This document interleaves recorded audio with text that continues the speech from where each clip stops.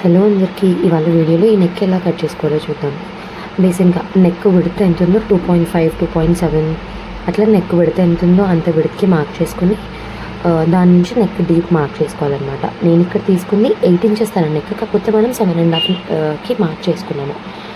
Mark చేసుకుని complete square mark చేసుకుని దాని నుంచి ఎన్ని ఇంచెస్ కావాలి, ఎన్ని ఇంచెస్కి మనకి కట్ వర్క్ కావాలి అని చెప్పేసి అన్ని ఇంచెస్కి మనం మార్క్ చేసుకుంటాం అనమాట.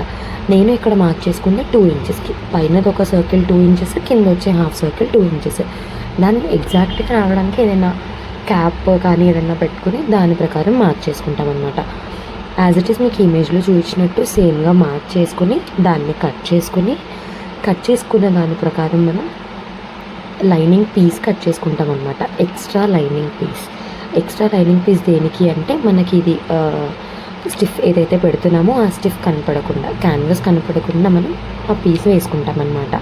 పీస్ వేసుకొని దాన్ని వీడియోలో చూపించినలాగా 1/2 ఇంచ్ అంత లోపలికి ఫోల్డ్ చేసుకొని అవుటర్ కార్నర్ కుట్టేసుకుంటాం అనమాట.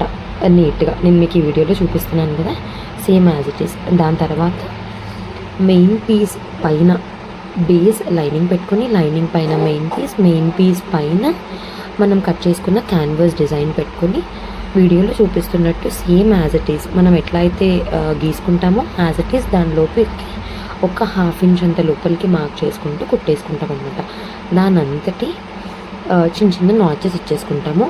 దాన్ని రివర్స్ టర్న్ చేస్తే మీరు ఫస్ట్లో ఇమేజ్ ఏదైతే చూసారో reference image same as it is వస్తుంది. మీ అందరికీ నచ్చుతుందని అనుకుంటున్నా ఈ వీడియో. హోప్ మీరు ట్రై చేసిన తర్వాత కమెంట్స్లో చెప్పండి ఎలా ఉంది ఏంటి అని. క్లియర్గానే అర్థమవుతున్నాయి నేను చెప్పినట్టు అని అనుకుంటున్నాను నేను.